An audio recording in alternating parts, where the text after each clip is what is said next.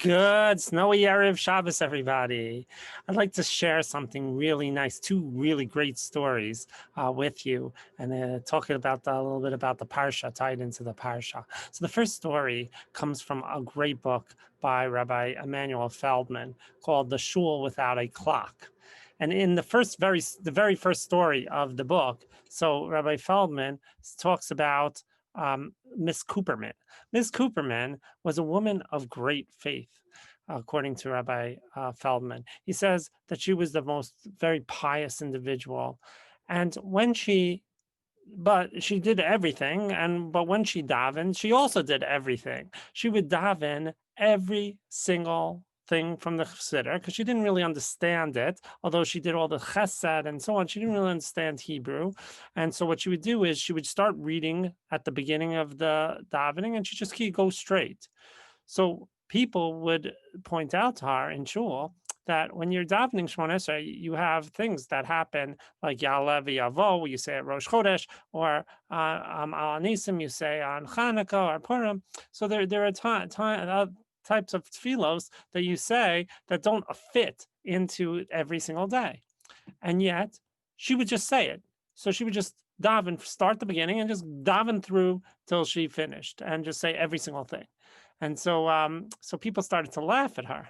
The kids would all laugh and say, "Oh, there's a," and especially when Shabbos and Rosh Chodesh fell out on Shabbos. So when Rosh Chodesh and Hanukkah fell out on Shabbos, so then they call that Shabbos the Mrs. Cooperman Shabbos, because that was the one Shabbos that she would get it right. She would have every single thing. She would be able to daven every single thing.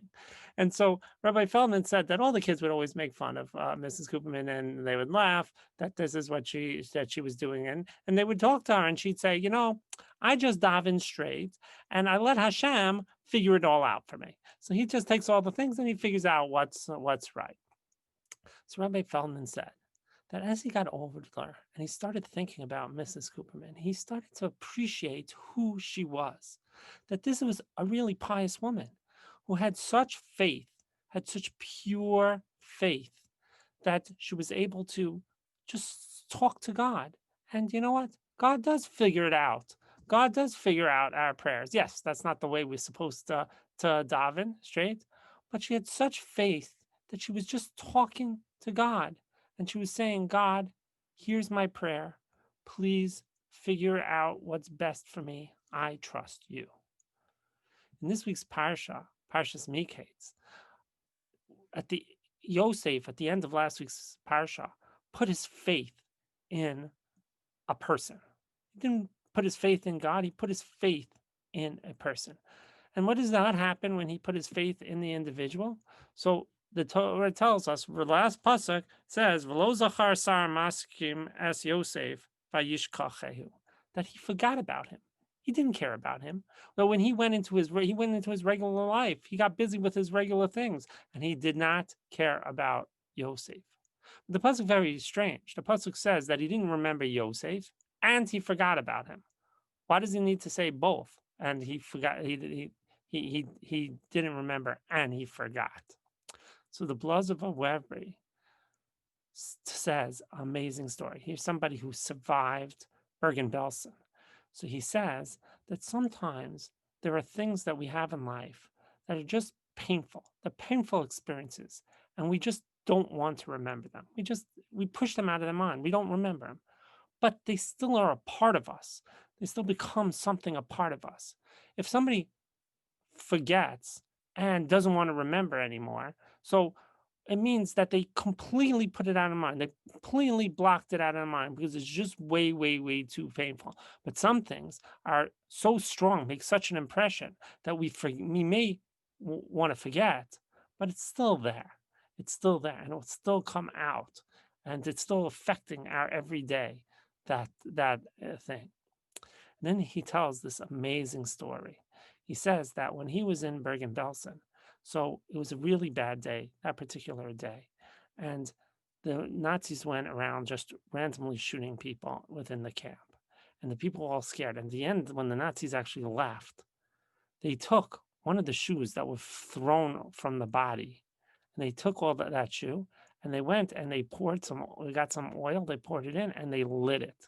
Well, they took from their garments, they lit their garments in order to get a candle going.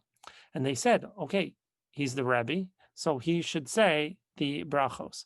So the first two brachos on the candle was the first time and first night of Kichanuka. So the first two brachos he said. The third bracha is Shechiyanu. So it says, Shechiyanu v'kimanu v'giyanu lezman hazeh. We thank Hashem for life that He brought us to this day, that He gave us life and brought us to the day. And he paused, and then he said the bracha. So everybody asked him, "How could you say such a bracha?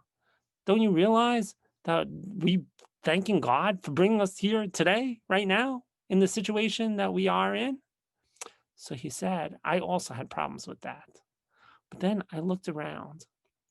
And I saw the unity of us and what we're willing to sacrifice, the risks that we're taking for God, for this mitzvah. And then I said, Shechianu, that we should have an opportunity to be together, that we should never forget this opportunity that we have where we're willing to risk everything for our pure faith. And there's such beauty in that. And that's worthy of a bracha. We too should have pure faith in our future. Yes, it's crazy. They're just about to bring out the cure, and boom, we get a snowstorm. Yeah, things happen within life, and bad things happen in life sometimes. But we have pure faith that Hashem has a plan for us and that there is going to be a great future for the Jewish people. And on that, I wish you a good Shabbos.